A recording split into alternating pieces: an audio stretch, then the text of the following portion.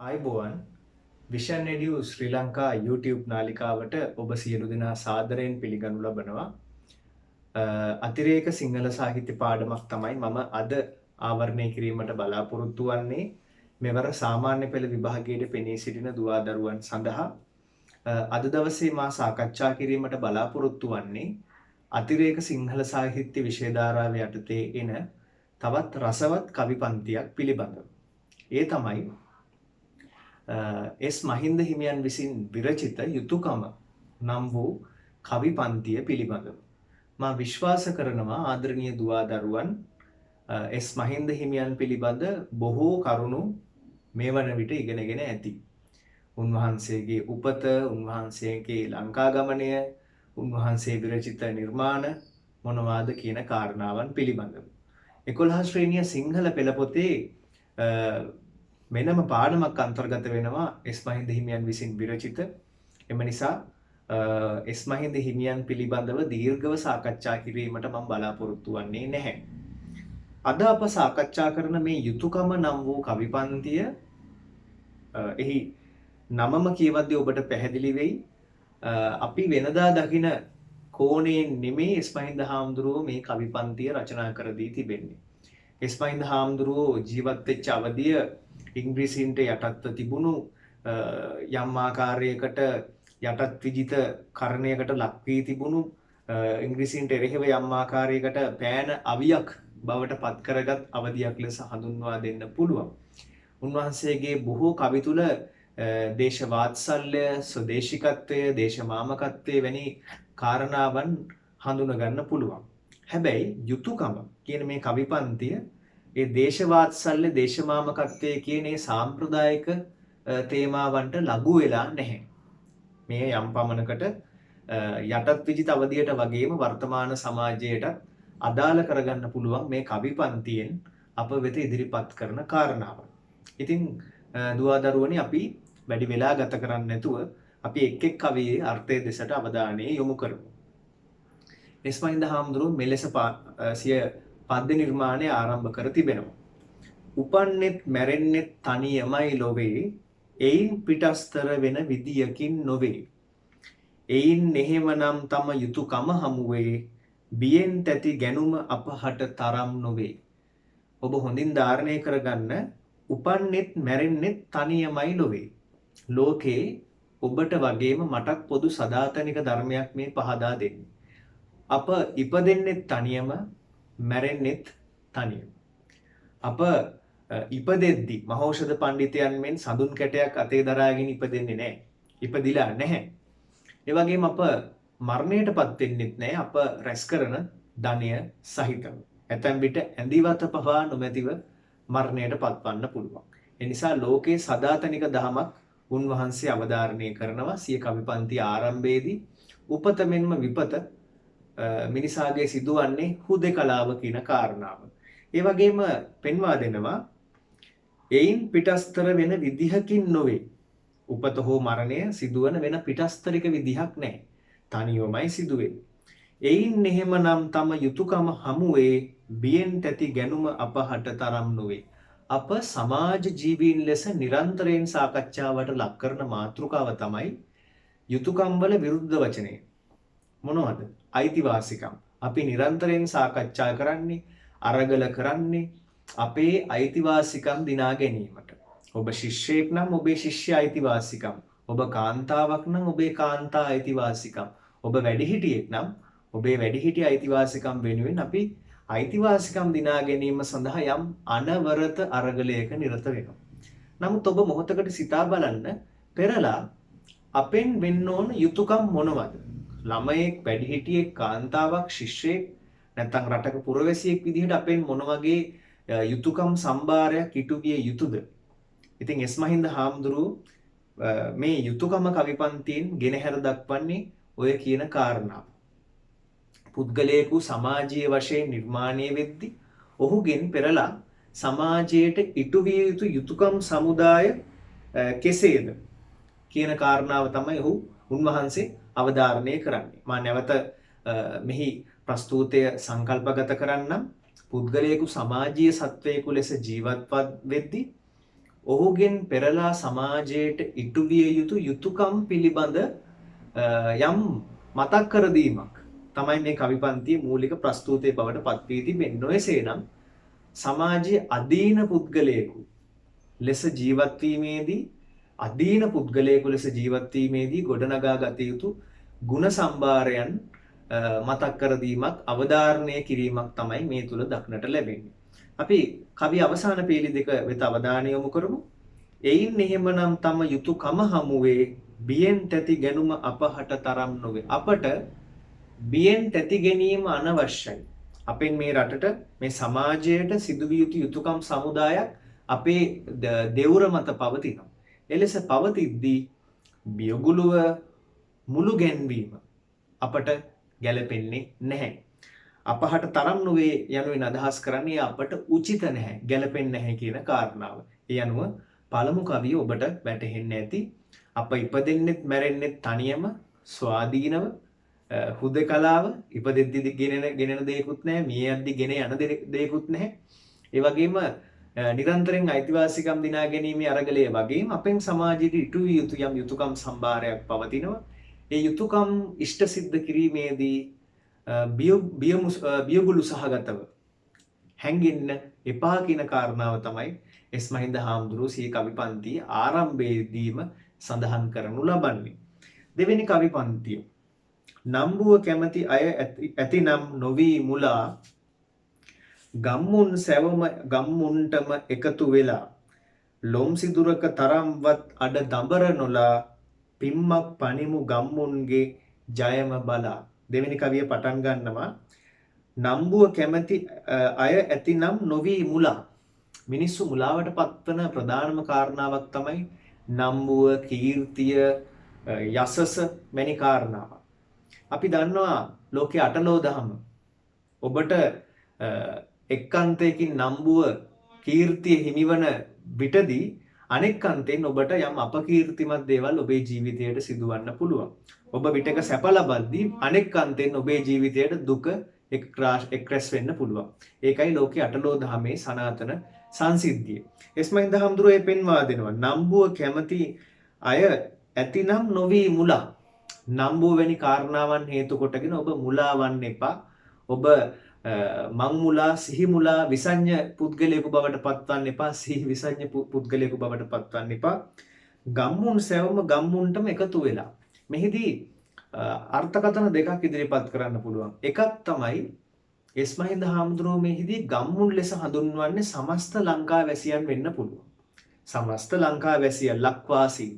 නොයසේනම් ග්‍රාමීය අර්ථයෙන් අපි දන්නවා සමාජයේ කුඩාම ඒකකය ගම. මූලිකම සමාජ ඒකකය පපසරිය අපිට ගම ලෙස හඳුන්වා දෙන්න පුළුවන්. එහෙම බැලුවොත් එස් මහින්ද හාමුදුරුවෝ මේ අදහස් කරන්නේ රටක් වශයෙන් අපි එකතු වෙන්න ඕනි වගේම ගම් වශයෙන් අප ජීවත් වෙන ග්‍රාමයන් වශයෙන් අප සතුව එකමුතුකම වර්ධනය කරගත යුතු බව. ලොම් සිදුරක තරම්වත් අඩ දඹර නොලා ලෝම කූපයක් ලෝම සිදුරක් තරම්වත් අප අතර අමනාපකම් එදිරිවාදිකම් පිටු දැකිය යුතුයි. ඒවා ඉවත දාලා පිම්මක් පනිමු ගම්මුන්ගේ ජයම බලා. අප සාධාරණ පිම්මක් පැනිය යුතුයි. සාධාරණ ජවයකින් ඉදිරිය වෙත අවතීර්ණ විය යුතු බව තමයි උන්වහන්සේ අවධාරණය කරන්නේ. ඒ අනුව දෙවෙනි කවියේ සාරාංශය නැවත සිහියට නගා ගන්න. නම්බුව, කුලය, මලය, තනතුරු තානාන්තර පසුපස හඹා ගොස් ඔබ මුලාවට පත්වන්න එපා. ඒ වගේම අප ගම්මුන්ටම එකතු විය යුතුයි.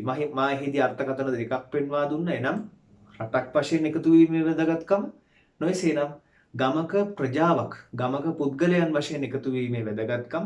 එලෙස අප සියලු දෙනා එකට එකමුතු වී ලොම් සිදුරක තරම්වත්, ලෝම කූපයක තරම්වත් අප අතර පවතින අඩදම්බර එදිරිවාදිකම් ඉවත දාලා පිම්මක් පනිමු. එස් මහින්ද හාමුදුරුවෝ ආරාධනා කරනවා යම් පිම්මක් පැනීම සඳහා, යම් ජව සම්පන්න ප්‍රවේශයක් ගැනීම සඳහා අපේ ඉදිරි අනාගතයේ, රටේ ඉදිරි අනාගත සුබ සිද්ධිය වෙනුවෙන්. මා විශ්වාස කරනවා ඔබ දෙවෙනි කවිය ග්‍රහණය කරගන්න ඇති. තෙවන කවිය උපන් ගමේ බල උරුමය රැකගන්ට සටන් කෙරුම සතුටක් නම් වැසියන්ට බියෙන් නොගොස් අහු මුළුවල රිංගන්ට ඉතින් යමව් ගම්මුන්ටම එක්වන්ට. මා පෙරදිම සඳහන් කළා මෙහිදී ගම ලෙස හඳුන්වන්නේ සමස්ත ලංකා දීපයම වන්නට පුළුවන්. උපන් ගමේ බල උරුමය රැකගන්න. අප ඉපදුණු රටේ බල උරුමය, විභූතිය, සුභා සෞන්දර්ය සම්පත් රැක ගැනීම සඳහා සටන් කෙරුම සතුටක් නම් වැසියන්ට. සටන් වැදීම වැසියන් සතුටක් බවට පත් කරගත යුතුයි. මෙහිදී සටන කියන්නේ හුදෙක් කායිකවම වන සතුට නොවේ, යම් මතවාදාත්මක සතුටක් විය හැකියි. මතවාදාත්මකව කරන සටනක් විය හැකියි. ඒ තුලින් යම් සන්තෝෂයක් අපට ලබන්න පුළුවන්. බියෙන් නොගොස් අහු මුළුවල රිංගන්ට ඔබ අදීන විය යුතුයි. අහු මුළුවල කශේරුකා රහිත ජීවීන් බවට පත් නොවිය යුතුයි. ඉතින් යමව් ගම්මුන්ටම එක්වන්ට. බලන්න විධික්‍රියාවක් පාවිච්චි කරනවා. ඉතින් යමව්.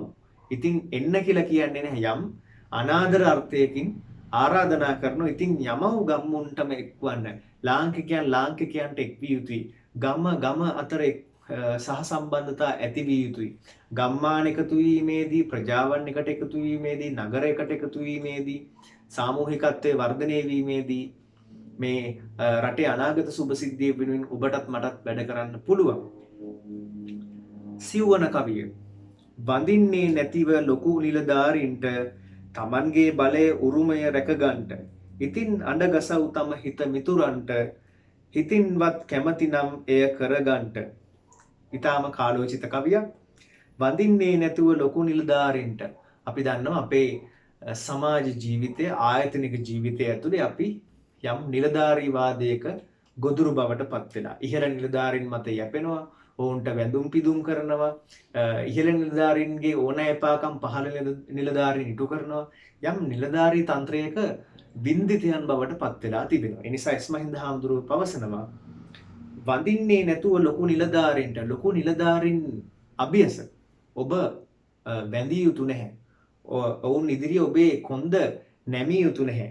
තමන්ගේ බලය උරුමය රැකගන්ට ඉතින් අඬගසව් තම හිත මිතුරන්ට. රටේ බලය, රටේ සම්පත්, රටේ ධනය රැක ගැනීම සඳහා ඔබ පමණක් ප්‍රමාණවත් නැහැ. ඔබ ඔබේ හිත මිත්‍රාදීන්ට ආරාධනා කරන්න. ඔවුන් අතර මේ පණිවිඩය ගෙනියන්න. එලෙස පණිවිඩය ගෙන යාම පමණක් ප්‍රමාණවත් නැහැ. ඔබ නිලධාරීවාදයේ ඉත්තෙකු හෝ ගැත්තෙකු බවට පත් නොවිය යුතුයි කියන කාරණාවත් මෙහිදී පෙන්වා දෙනවා. හිතින්වත් කැමතිනම් එය කරගන්න. ඒ නිසා මේ රට රැක ගැනීම, රට වෙනුවෙන් වෙහෙස වීම, ඉදිරියට පැමිණීම කියන කාරණාවන් සිදුවීමේදී පළමුව ඔබේ සිතෙහි කැමැත්තක් හටගත යුතුයි. මා නැවත පවසන්නම්. ඉතින් අඬගසව් තම හිත මිතුරන්ට හිතින්වත් කැමතිනම් එය කරගන්න. ඒ නිසා ඔබේ හිතෙහි තමයි පළමුව ආශාව පළපදියම් විය යුත්තේ. යමෙක් ඔබව පොළඹවන නිසා නොවේයි ඔබ රට වෙනුවෙන් ඉදිරියට පැමිණිය යුත්තේ. ඔබේ සිතෙහි ඒ පිළිබඳ යම් උදාරතර හැඟීමක් ජනිත විය යුතුයි. ඊළඟ කවිය. ඇතත් ගමට ආදරයක් සිතින් සිතා අතත් පයත් ඔළුවත් වෙන වෙනම කපා. කතත් කමක් නැහැ බියසුළු ගතිය පපා අයුත්තකට අත් දෙක ඔසවන්ට එපා. මා හිතන්නේ මෙම කවිය ස්වභාවෝක්තිය මත පදනම්ව තමයි මේ කවි පන්ති සියල්ලම රචනා කර දී තිබෙන්නේ. මෙම කවි සියල්ලම ඇතත් ගමට ආදරයක් සිතින් සිතා. ඔබ ගමට ආදරේ නම්, ඔබ රටට ආදරේ නම්, ඔබ හෘදයාංගම නම්, ඔබේ අතපය පිටක ඔබේ ජීවිතය පවා දන් දීමට සිදු වේවි. අපි අහලා තියෙනවා ලංකා ඉතිහාසයේ විවිධ කැරලි, කෝලහල, විවිධ අරගල, යුද ගැටුම් තුලදී අප විවිධාකාර ලෙස අපේ ජීවිතය පුදා තිබෙනවා. එම ජීවිත පූජා කිරීම අපට ජනවාර්ගික කෝණයෙන් බෙදන්න බෑ. ජනවාර්ගික කෝණයෙන් එක් ජනවර්ගයකට පමණක් එහි ජයග්‍රහණය සීමා කරන්නත්, අනෙක් ජනවර්ගයට එහි පරාජය උරුම කර දෙන්නත් බෑ. රටක් වශයෙන් අපි විවිධ කාලවකවානු තුල ලේ සෙලවීම්, කැපකිරීම් ගණනාවක් සිදු කර දී තිබෙනවා. ඒ නිසා රටක් වශයෙන් අප එම කැපකිරීම අමතක නොකළ යුතුයි. කතත් කමක් නැහැ බියසුළු ගතිය පපා. එස්.මහින්ද හාමුදුරුවෝ කවි පන්තිය පුරාවටම අර බියසුළු ගතිය, කොන්ද නැමෙන ගතිය, කශේරුකා රහිත ගතියට පහර එල්ල කරනවා. අයුත්තකට අත් දෙක ඔසවන්ට එපා. එස්.මහින්ද හාමුදුරුවෝ ඊටාම හෘදයාංගමව ඉල්ලා සිටිනවා. ඔබ හෘදයාංගමව වැඩ කරනවා නම්, හදවතින් වැඩ කරනවා නම් ඔබ අයුක්තිය හමුවේ තනතුරු තානාන්තර පදවි නම්බුනාම හමුවේ අත් දෙක ඔසවන්න එපා. අපි අහනවා අපි දකිනවා දේශපාලන ශාස්ත්‍රයේ විවිධ සමාජ ශාස්ත්‍රයේ Tamanගේ පෞද්ගලික සුඛාවබෝධය සඳහා මිනිස්සු දායක වෙන ආකාරය නිසා ඉස්මහින්ද හාමුදුරු ඉතාම අවධාරණයෙන් ඉල්ලා සිටිනවා රටවැසියන් වන අපගෙන් අයුක්තකට අත් දෙක ඔසවන්න එපා. අයුක්ති සහගත දෙයක් වෙනුවෙන් ඔබ මැදිහත් වන්නට එපා. ඉන් ඉවත් වන්න. එහි සම්මාදම් කරුවෙකු බවට පත්වන්න එපා කියන කාරණාව උන්වහන්සේ මෙහිදී අවධාරණය කර සිටිනවා. අවසාන කවිය. අපේ රට ජාතිය අපේ ජාතිය අපේ ගම අපේ අසල් වැසියා යන සියල්ලම අපේ අතට අවනත කරගෙන වහම අපේ නමට සලකත දිවි දෙමු මෙහෙම. මෙහිදී අපේ කියන සංකල්පීකරණය එස්මහින්ද හාමුදුරුවෝ සිය කවි පන්තියේ ගෙනෙනවා. දැන් මෙතනදී අප වරදවා තේරුම් ගත යුතු නැහැ. මෙහිදී අප ලෙස හඳුන්වන්නේ සමස්ත ලාංකේය ජනතාව. නැතුව අප යනුවෙන් හඳුන්වන්නේ හුදෙක් සිංහල අප දෙමළ අනෙකා. දෙමළ අප සිංහල අනෙකා. මුස්ලිම් අප සිංහල හෝ ද්‍රවිඩ අනෙකා නොවේ. සිංහල ද්‍රවිඩ මුස්ලිම් මේ යන සියලුම ජනවර්ග එකතු අප. නැතුව අර පටු ජනවර්ගික කෝණයෙන් ඔබ මේ තේරුම් ගන්න එපා. අප වශයෙන් එකතු විය යුතුයි. අප තුළ සාමූහික විඥානය රට පිළිබඳ යම් ඒකීය අදහසක් වර්ධනය විය යුතුයි. අපේ රට අපේ ජාතිය අපේ ගම අප එක ජාතියක් ලෙස ස්වීකරණය විය යුතුයි. ලාංකිකයන් මේ අපේ රට අපේ ජාතිය අපේ අසල්වැසියා යන සියල්ලම අසල්වැසි අපේ. ඔහු වෙනස් ජනවර්ගයක් නියෝජනය කරන්න වෙන්න පුළුවන්. නමුත් ඔහු අපේ අසල්වැසියෙක්. අපි එකම ලාංකික ජාතියට අයත්. අපේ අතට අවනත කරගෙන වහම අපේ නමට සලකත දිවි දෙමු මෙහෙම. මේ නිසා අපි එක නමක් වෙනුවෙන් අවනත වී අපේ ජීවිතය පූජා කරමු කියන කාරණාව ගෙනහැර දක්වනවා. මා මෙහිදී යම් උදාහරණයක් ගෙනහැර දක්වන්නම්. දැන් ඔබ බලන්න වර්ණවත් ආකාශයේ වර්ණ ගොඩයි. නමුත් එක් අහසයි. එක් වර්ණයන්ට සාපේක්ෂව වෙන් වූ ආකාශයන් ගණනාවක් නැහැනේ. වර්ණ ගණනාවක් එකතු වූ එක් ආකාශයක් පවතින්නේ. ඒ වගේ ඉස්මහින්ද හාමුදුරුවෝ කවිපන්ති අවසානයේ පෙන්වා දෙන්නේ බහුවිධත්වය තුල නිර්මාණය වූ යම් ඒකීයත්වයක්. සිංහල ද්‍රවිඩ මුස්ලිම් විවිධ ජනවාර්ගික අනන්‍යතාවයන් රටක් තුල තිබෙන්න පුළුවන්. එම ජනවාර්ගික අනන්‍යතාවයන් පැවතීමම රටේ බහුවිධත්වය නිරූපණය කරන්න රටට ආශිර්වාදයක්. ඒ තුල තමයි අප කියන කාරණාව නිර්ණය වන්නේ. නැතුව අර මම කලින් සඳහන් කරපු ආකාරයට පටු කෝණයෙන් අප ඔබ නිර්වචනය කර නොගත යුතුයි. ඒ අනුව අප රටක් විදිහට අප ජාතියක් විදිහට අපේ රටේ පොදු අරමුණක් වෙනුවෙන් වැඩ කළ යුතුයි. අපේ රටේ නම වෙනුවෙන් සැලකුම් අපේ රටේ නම වෙනුවෙන් කැපකිරීම සිදු කළ යුතුයි. ජීවිත පරිත්‍යාග කළ යුතුයි කියන කාරණාවයි උන්වහන්සේ ගෙනහැර දක්වන්නේ. ඒ අනුව සරල කවි කිහිපයක් ඇසුරෙන් උන්වහන්සේ අප වෙත මුදාහරින පණිවිඩය කුමක්ද? ඔබ ග්‍රහණය කරගන්න. සමාජීය සත්වයෙකු ලෙස ජීවත් වීමේදී ඔබට අදීන පුද්ගලයෙකු වීමට අවශ්‍ය නම් ඔබ වර්ධනය කරගත යුතු ගුණ සම්භාරයන් ගණනාවක් එස්මහින්ද හිමියන්සේ යුතුයකම නම් වූ කවි පන්තියේ ගෙනහැර දක්වා තිබෙනවා. ඔබ නිලධාරීන්ට ගැත්තෙකු නොවිය යුතුයි. ඔබ ඍජු තීරණ ගන්නෙක් විය යුතුයි. ඔබ බියගුළු සුළු පුද්ගලයෙකු නොවිය යුතුයි. බියගුල්ලෙක් නොවිය යුතුයි. සහ ඔබ අයිතිවාසිකම් වලට පමණක් ලොල්වන පුද්ගලයෙකු නොවිය යුතුයි. ඔබෙන් පෙරලා යුතු විය යුතු යුතුයකම් වෙනුවෙන් වැඩ කළ යුතුයි. ඔබ තුල මමත්වය නොව අපේ කියන පොදු ජන විඥානය ඔබ තුල පළපදියම් විය යුතුයි. රට වෙනුවෙන් සෝභා සම්පත් වෙනුවෙන් රටේ ජාතික සම්පත් වෙනුවෙන් ධනෙ වෙනුවෙන් ඔබ කැප කරන්නෙකු බවට පත් විය යුතුයි. ඔබ ඉදිරියට පැමිණෙන්නෙකු බවට පත් විය යුතුයි. ඉහළ නිලධාරීන්ට යටත් වන නිලධාරීවාදයේ ගැත්තෙකු නොවිය යුතුයි. ඉත්තෙකු නොවිය යුතුයි කියන කාරණාවන් ගෙනහැර දක්වනවා. ඒ අනුව සමාජයේ අදීන මිනිසෙකු ලෙස ජීවත් වෙද්දී පුරවැසියෙකු ලෙස ජීවත් වෙද්දී අප වර්ධනය කරගත යුතු අර මම කරුණු වශයෙන් පෙළගස්වපු ගුණාංග තමයි මේ සරල කවි පන්ති තුලින් එස්මහින්ද හාමුදුරුවෝ අප වෙත සම්මුඛ කර දී තිබෙන්නේ. ඒ අනුව ආදරණීය දුවා දරුවෝ මෙම යුතුයකම නම් වූ කෙටි කවි පන්තියේ තේරුම් ග්‍රහණය කරගන්න ඇති. මෙය ස්වභාවෝක්තිය මත පදනම්ව ලියවුණු කවි පන්තියක්. සරලයි, දැඩි උපමා භාවිතයක්, රූපක භාවිතයක් දක්නට ලැබෙන්නේ. සිව්පද කාව්‍යාකෘතිය තමයි පාවිච්චි කර දී තිබෙන්නේ. ඒ අනුව අතිරේක සිංහල සාහිත්‍ය දුවාදරුවන්ගේ ඉල්ලා සිටිනවා ඔබ එකතු වන්න විෂන් රේඩියෝ ශ්‍රී ලංකා සමගින් අප ඉදිරියේදී කොහොමද රසස්වාදයක් ලියන්නේ රසස්වාදයකට පිළිතුරු ගොනු කරන්නේ කොහොමද එහිදී සම්මත ආකෘතියක් පවතිනවාද කියන කාරණාවන් සාකච්ඡා කරන්න බලාපොරොත්තු වෙන ඉතා ඉක්මනින් ඒ නිසා ආරාධනා කරනවා මේ රැඳී සිටියා වගේම තවත් ඔබේ මිතුරන්ට විෂන් රේඩියෝ ශ්‍රී ලංකා පිළිබඳ පණිවිඩය රැගෙන යන්න ඔවුන් දැනුවත් කරන්න අපේ YouTube channel එක වටා එකතු වන්න ඔබට පුළුවන් පහතින් subscribe button එක ක්ලික් කරලා අපේ YouTube channel එක subscribe කරන්න. ඔබ සැමට ජයග්‍රහණය ප්‍රාර්ථනා කරමින් මා නිහඬ වෙනවා. ස්තුතියි.